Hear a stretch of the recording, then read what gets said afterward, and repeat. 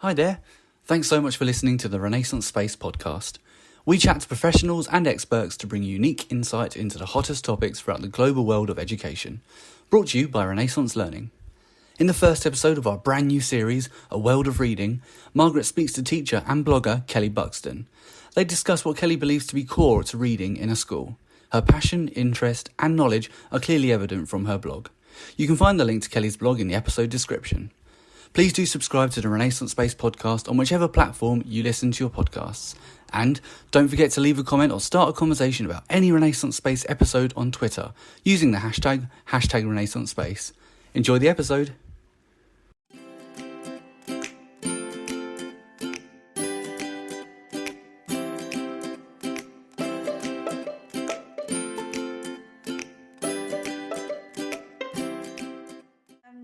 We're really excited that Kelly agreed to join us. It was as a result of social media, really, that we got talking to Kelly because we found her blog and thought, wow, we could have given her a script and asked her to write all this. It's amazing. So I'd like to introduce her, but I'm sure she can do such a good job herself. So Kelly, over to you. Who are you? What do you do? Why did you write a blog? Thanks, Margaret. Thanks for having me and for seeking me out. My blog to me is just the inner thoughts of what's working in my classroom. I've been inspired by so many others that have written blogs, and I find it really useful, and it's great to hear it from another teacher's point of view and what's working, what's not working. So I am a year 6 teacher, year 6 leader and reading lead at a junior school in Maidenhead. Fantastic. And we decided to call this session Our Children Listening, but we probably could change the word listening to engaged, couldn't we, Kelly? Yeah, absolutely. I know your blog talks about the importance of ensuring that they're listening, but what can we do to ensure that they are? And you obviously are a keen advocate of reading out loud. Story time. I wonder if you'd like to talk about that. Yeah, so we have protected story time here at Courthouse School, and it's really essential that children do hear adults reading to them and that it is protected. So it does happen. It's timetabled, sort of not at the beginning of the day, not at the end of the day, because things tend to get a bit busy then and it's easy to fall off. So it's generally before or after lunch, a nice sort of calming time for children and adults to build a connection, for children to hear a high quality text being read to them. So it's about developing the communication skills, the oracy, so listening to how words are pronounced, and then when they come across it in a book that they've heard that word used before and it's a bit more familiar to them, they can gain hidden context, extra meanings from hearing an adult read. And it's reading with prosody. The best person to model reading with prosody is the adult or the teacher. So using the correct intonation, the correct pace, the volume, also modeling those strategies of a skilled reader. Oh, I didn't quite get that, or I didn't quite read that correctly, so I'm going to reread it, and just sort of modeling that to them. And it's quite enjoyable for them. It opens up vocabulary they might not be able to access themselves, and it's reading a story to them that they might not necessarily be able to read it independently, but they can still gain extra things from it, from listening to an adult. So prosody, that was a new word to me. I had to ask you what it meant, and then I looked it up. So I love it. I actually asked my husband, who's much more well-read than I am, and he said, no, I don't know what that word is. So I learned something just from engaging with you, but I've learned so much more from reading your blog. Yeah. A funny coincidence, actually, which I know you know, but I will just share with people, is that unbeknown to Kelly, I was having a completely separate conversation with a head teacher on Twitter. I'd never met him before, because he happened to make a comment that I quite liked. And so I was having this conversation, and then it came up that it was Nick Hart, and he's your head.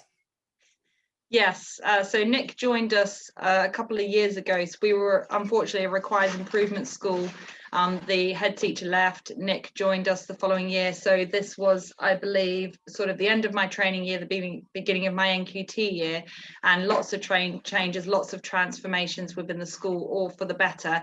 And that's kind of how I came into the role of reading lead, just through the support and the guidance and the encouragement to take risks and try new things. And I just sort of started reading and then reading more and just thinking something more could be done with the reading strategy, and that it really needs to be put at the heart of the curriculum.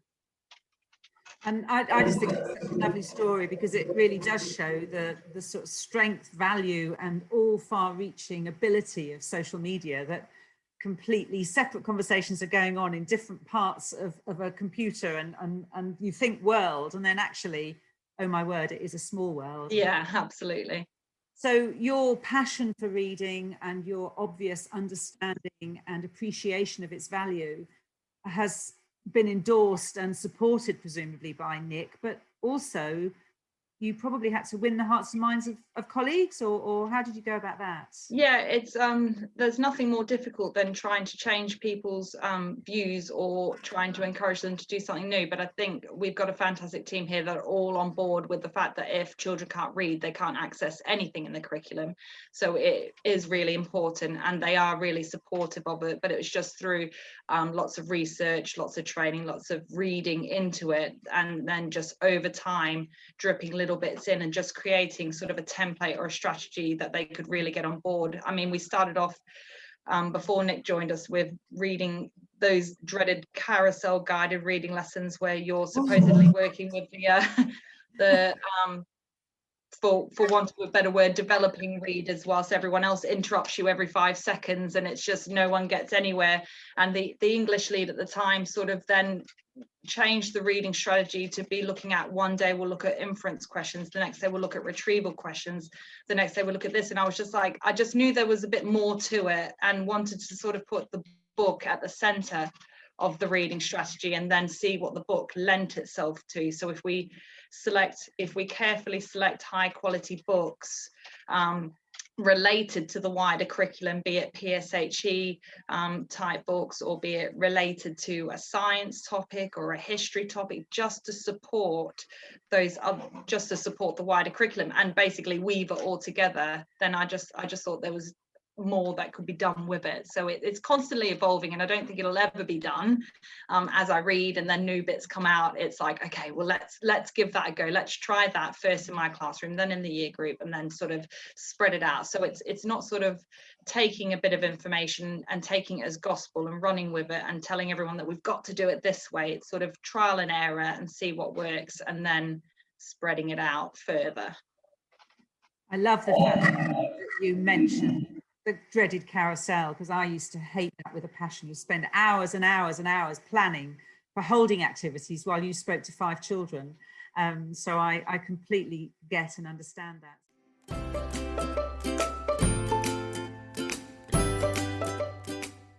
So do you have quiet reading sessions as well, or how do you encourage the children to actually read for pleasure and make sure that they're benefiting from that moment of focus?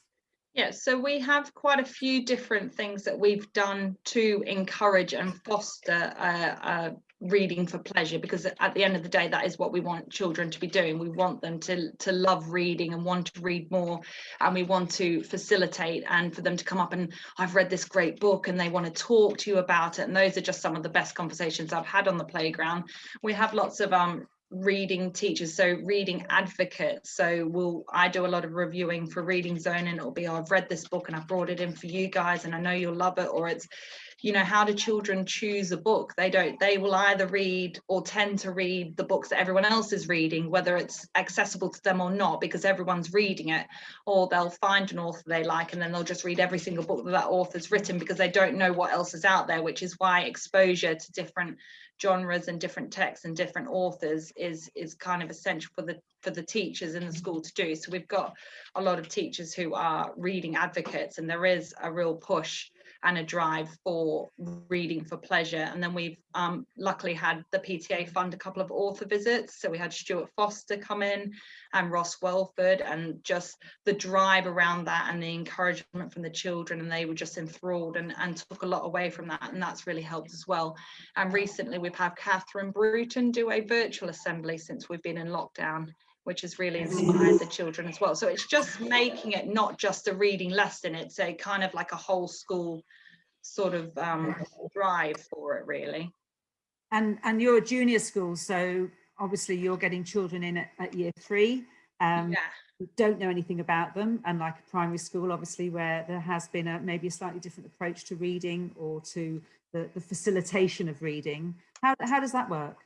Yeah, so we are year 3 to 6, and we're a 3 form entry, so quite a large junior school really. And year 3, it's just carefully selecting the right books for them. But they come in, and obviously we can't affect what's happened before, but we can start when they come in. And I remember when we had Ofsted come back and gave us the good that we deserved after all the changes. I remember being in a year 3 class, and the teacher had been reading the boy at the back of the class to them by Anjali, which is it deals with some themes which are quite hard for a year 3 class to understand, but the actual book itself is quite enjoyable for year 3, 4. And she was reading, they had asked her previously, who's the narrator? Is it a boy? Is it a girl? And Ofsted inspector and I were in there at the right time where they found out, and it just erupted into like amazing chaos. But because they were so enthralled by the book and listening to every word the teacher was reading and really invested in it, which was lovely to see. And of course, as a teacher, reading is arguably one of the most difficult facets of the curriculum to assess. And maths and writing, you can see whether they get it because the evidence is in front of you. Yeah. It is so much more challenging. And in an ideal world, you would sit with every single child and speak to them about every single book. And of course, that's impossible. Yeah, absolutely. I mean, we are an accelerated reader school here, which really helps, which I think was the blog that you found me on. It was Success Breeds Success, which is related to my own as well. But for a class reader, which we would look at as a close read, perhaps twice a week, and the other 3 days we would be looking at related books, related picture books, non-fiction, which might be related to another part of the curriculum, just to sort of help that. And what amazes me every time is that when they do an accelerated reader quiz on the class book, and this is maybe a book that they've just listened to us read every day, that the children were all successful in the quizzes, and even the children that you don't expect to be, or the developing readers. So even though they can't read it and access it themselves, they are really taking it on board, and they are listening, and they do really enjoy it.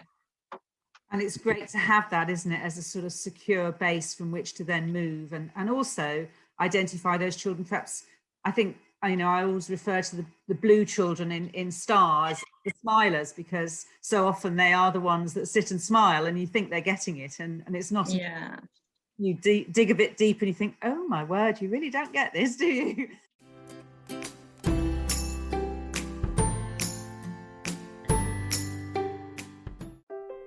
The doors open and it's another world. Myon is more than a library platform. It gives students all the choices and you all the tools. With a growing collection of thousands of enhanced books, accessible in school and at home. Each student has their own profile, allowing Myon to offer them personalised recommendations according to their individual interests and reading levels. And there's no rationing of how many people can be reading the same book at the same time. For you, it's a whole class teaching tool, a main check-in point for learning, and an integrated homework hub. You can deliver notes and activities per class or per student, and easily review individual and group progress.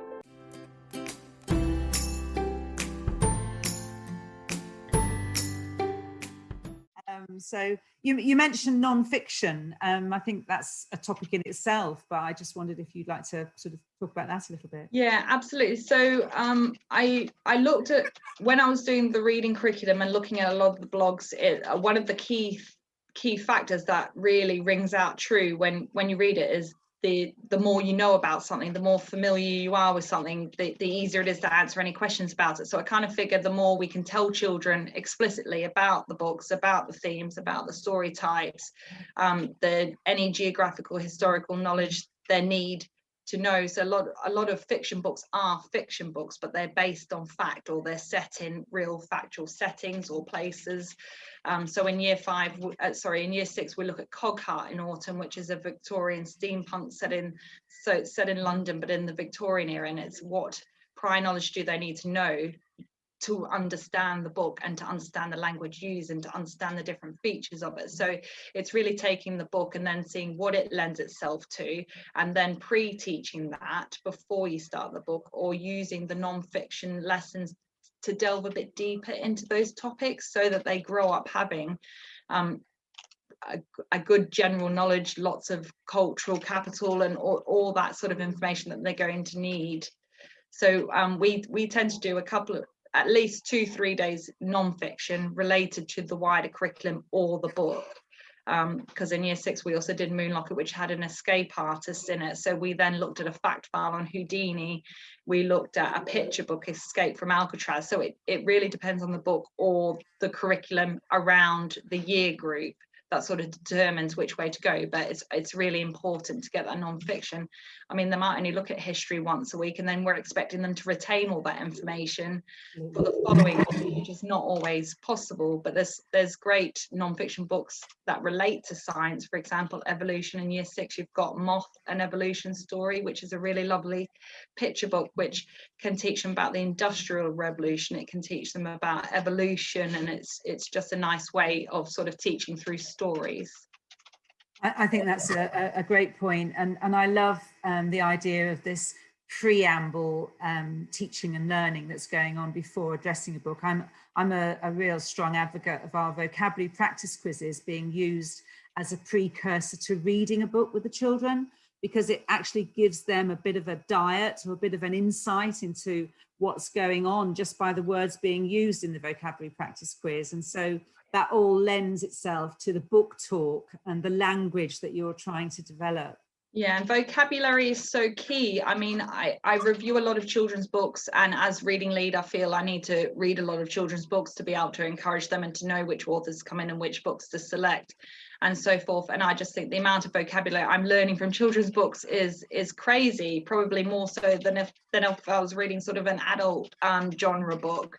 So, and I think research sort of says that you need to know 95% of the words in order to understand the greater meaning. And Catherine Rundle wrote the book Why You Should Read Children's Books, which is a great sort of little essay on why adults should read it and what you can gain from it. But and as you said, the vocabulary, using the vocabulary quizzes or the accelerated reader quizzes to plan discussion points or as a starting off point, because I mean, you can plan your lessons, but then the children will take it in a completely different direction, which is great.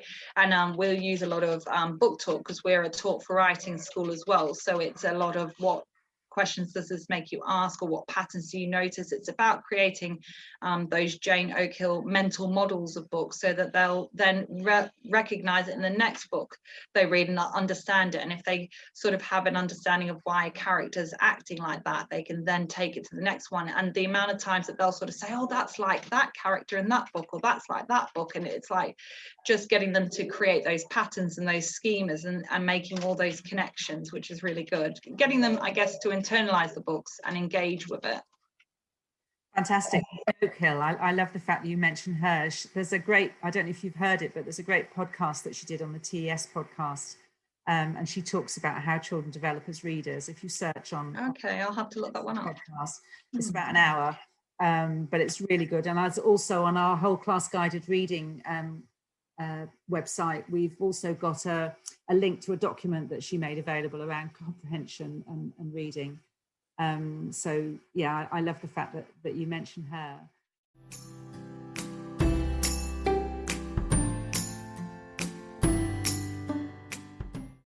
And I was going to also say, when you're talking about how you're developing your readers and how you're ensuring that they're getting a good diet and a breadth of genre and choice, What about your developing readers? You know, how do you categorize a developing reader, and what are the strategies that you're encouraging your colleagues to adopt? Well, we have our termly assessments using Star Reader, which is really useful, and it's got all those suggested skills, and you can group and create interventions. We don't take any children out of a reading lesson, because although they might not be able to read it independently, they can still access everything we're doing, and we can put in scaffolds within the lesson. So it's not that anyone's having separate lessons. We do identify developing readers, those who might need phonics, because as we know from the Scarborough Road, that reading is a multifaceted skill which is acquired over a long time. It's not sort of biological or primary like spoken languages. It's invented, and it takes time, practice, and direct instruction to be able to get it. So it's part of the word reading or the word recognition. So that's all your phonological awareness and your decoding and all the skills involved in that. And then it's the language comprehension. So understanding the language structures and the vocabulary and everything sort of weaved in together. So it is quite tricky. So those are some different ways that we can assess where a children's at. So whether it's the word reading or the language comprehension. If it's the language comprehension, hopefully that will be dealt with and addressed within the reading lessons, within the structure of the lessons. And if not, we can then do some specific groups for that. If it's the word reading, then we have phonics before school so that it doesn't interfere with any of the lessons as well. So there's lots of different ways, but we use sort of our Star Reader to guide. We've got our accelerated reader quizzes, but one thing I'm a real fan and an advocate of at the minute is the use of Myon for developing readers. So we sort of trialed it in my class where a TA or an adult would listen to those readers every day for say about 10 minutes in the afternoon. And what we love about Myon is that they can choose a book and it's related to their Star reading score, their reading level, because we know success breeds motivation. So the more they're successful, then no one's going to want to do a quiz if they're constantly not passing and not seeing all the ticks. So it gives them a variety of books that they'll be able to access successfully independently. But there's the play button on it, so they can listen to the page read and then they can repeat what they've heard. So it's sort of like my turn, your turn, or my turn, your turn, our turn type thing that they will be used to in a lesson as well. And then they can finish the book and then they can complete a quiz and then they can see that they were successful, and then they want to do more, and they do really love it. And they can do that from home because we're all in lockdown at the minute, so we're using that. And we also use it before lockdown. We were using it as homework because then you can hear every single child in your class read and they can reflect on how well they read with prosody, and they can then write a comment, I need to slow down, or I need to speak louder, or I need to put a bit more expression in there, or I read through all the punctuation and so forth. So it's just a really great tool for developing readers. You're mentioning the children are recording their voice. I think you use Seesaw, don't you? Yes, yeah, we're using Seesaw before the lockdown. We used it in the last lockdown with Year 6, but now as a whole school we're using it for our remote learning at the minute. And just out of interest, because we're always interested to hear how our products interlink or talk to, how does that work? Is it really quite straightforward? Well, so we can create an activity and we can create a link, so they just simply click on that link and it takes them straight through to Myon. And then obviously once they finish the book they can click on the take AR quiz and it takes them straight through to accelerated reader as well. So it's all quite seamless. They just need to remember a lot of different logins. That's the only thing. That's the challenge. Yeah, it's always a challenge, isn't it? Making sure that that's available. And then have you used a whole class approach? Have you used Myon for that approach, or have you used it very much as a way? I have. At one point we were doing Greek myths or reading as a storyteller. So I was like acting out a storyteller in a storyteller voice and trying to get, being a bit over the top, getting them to do the same. Some of them find it a bit hard to sort of come out, and I'm like, you've got to tell it as a storyteller, you've got to really and I'm walking around the room and grabbing them in. And then there were some Greek myths on Maion, which I then played in the lesson. I've not sort of played around too much with using that in that way, but it's definitely, I could see how there would be potential to use Maion, or just have the book up on the screen, and then they could do some reading with prosody as well. I have assigned them a book related to when we were doing science. I think there was a book on light, so I said, go home, read this book, record yourself reading a bit to me, complete the book, and then answer the quiz. Just trying to get them a lot of them like the graphic novels on there. Yeah, they're very popular. The reason I was just interested because when the last class I had was year 3, and doing note taking with year 3 was a nightmare. So I quite like the journal in Maion, that actually they can copy a chunk from the book, and that journal will follow them through, and they end up with their chunked up bits of writing, which is a starting place for note taking. Absolutely. Points, which is the vocabulary you've learned. So also, another great feature of that is the dictionary on there. So if they come across a word they don't know, they can instantly find out what it means. No, yeah, absolutely. No, that's a very good point.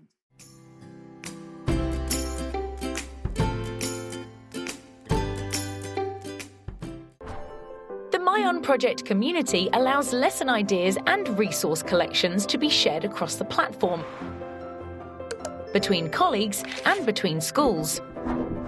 And Maion provides you with meaningful insights of your class's reading habits, which can be further enhanced with accelerated reader integration. Students develop their reading independence with tools like the built-in dictionary, audio support, and journal, allowing them to immerse themselves in the books. And you gain more than just a library platform. You create the paths, they open the doors. Maion, a whole world of reading.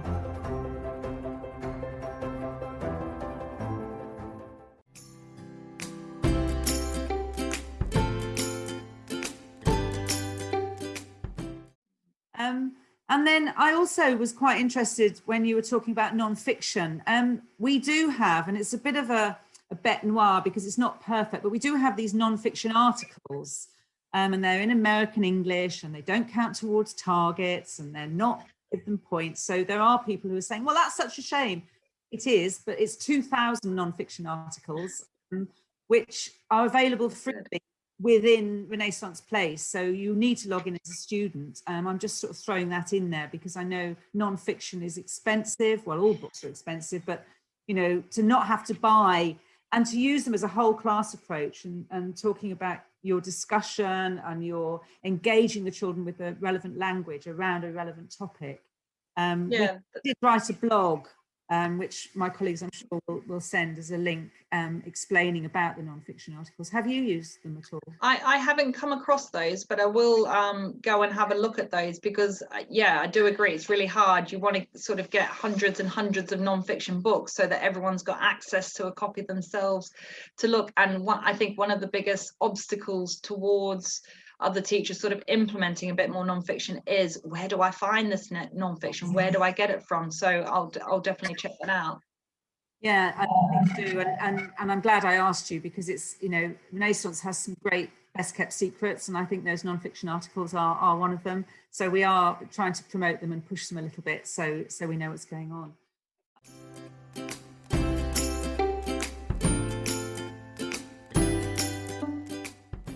There was anything else you wanted to sort of share more generally about reading in your school, about what it's been like teaching in this incredible experience that we're all having to face? Just before I ask my sort of final question, I just thought I'd give you the opportunity to talk about something you might like to focus in on.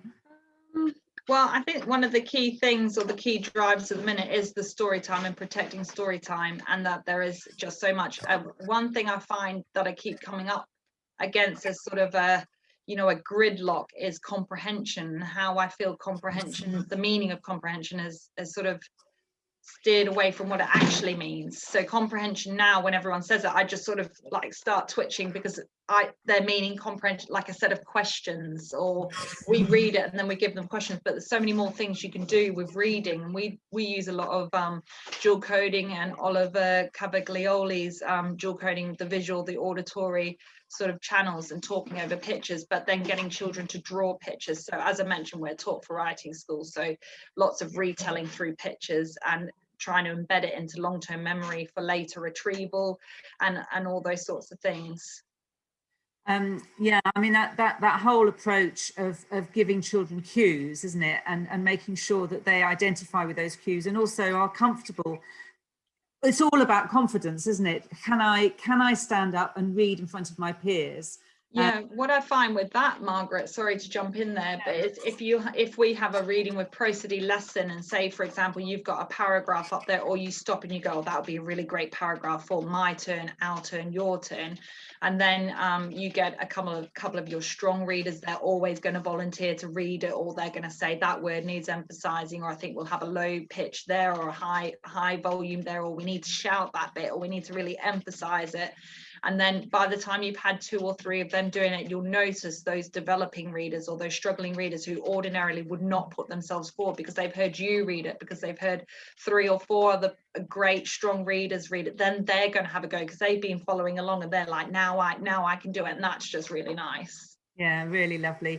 And it's also lovely when those slightly weaker children are asked to identify or talk about or discuss something that's just been read, because they may not initially have the confidence to do that. But hearing somebody who's much stronger, it isn't about comparing, it's about offering an opportunity for both to learn. Yeah, and it's also about having a lot of focus on oracy, and using sort of the behavioural strands of the oracy, and sort of being great presenters. So we have a big focus on that as well. And the best example I've personally had experience of that was I did a guided reading with, it was the Gruffalo's Child, which I wouldn't have chosen, but the teacher did. And I asked the question, who was more important, the Gruffalo's Child or the mouse? And we had various answers, and one of the children said, oh, well, it's the Gruffalo's Child because we've never had her before. And I sort of dismissed the answer, and I thought afterwards, wow, that was an amazing answer. But because I was already out of that question, I was on to the next one. I hadn't acknowledged it. And it's that little bit of those nuggets that children pick. Yeah, absolutely. As I say, they'll take it in a completely different direction, but then you just got to grab and run with that, because then the things they come up with and the things they notice is just, oh, wow, I didn't think of it like that. And Catherine Bruton in her virtual assembly was talking about spin-off stories and seeing it from the sort of the unusual character's point of view, not the protagonist, not the one who's always in the spotlight, and it's getting children to sort of develop it that way. And then also listening to an adult read also opens up their imagination, also stems into writing, and it's where all the different ideas flow from.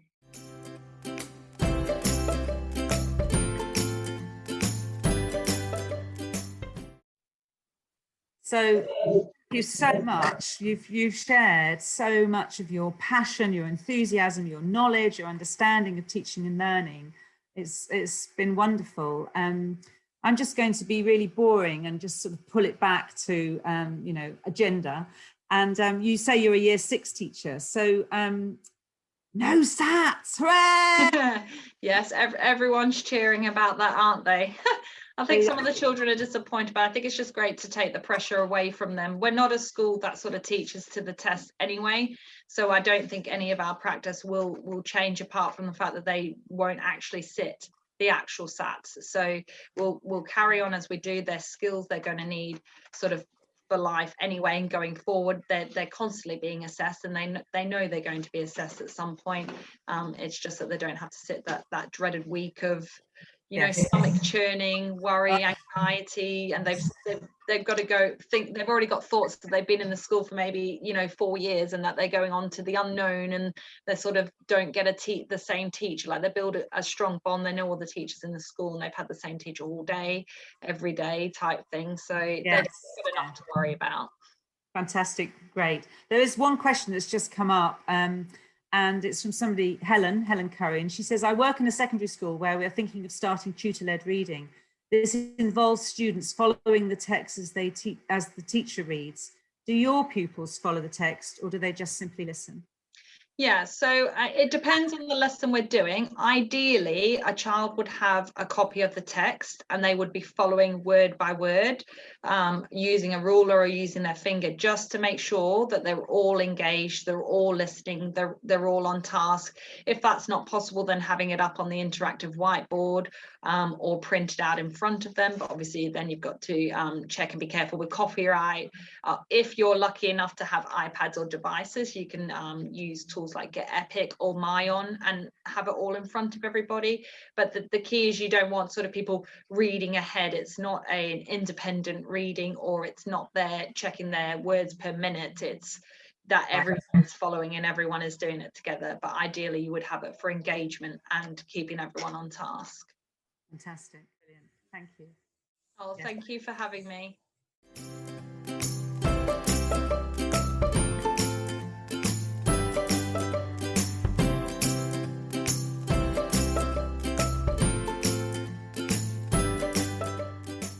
Thanks so much for listening to the episode. You can read Kelly's blog in full, just follow the link in the episode description. For updates on all future episodes of the Renaissance Space podcast, or to listen to previous episodes, including our COVID school mini-series, please subscribe to whichever platform you're listening on. If you want to share your thoughts on the episode or have any ideas for future episodes, please join in the conversation on Twitter and use the hashtag Renaissance Space. Thanks for listening. See you soon. If you enjoyed this episode of the Renaissance Space podcast, please check out the Education Joining the Dots podcast from our colleagues at GL Assessment. Thank you.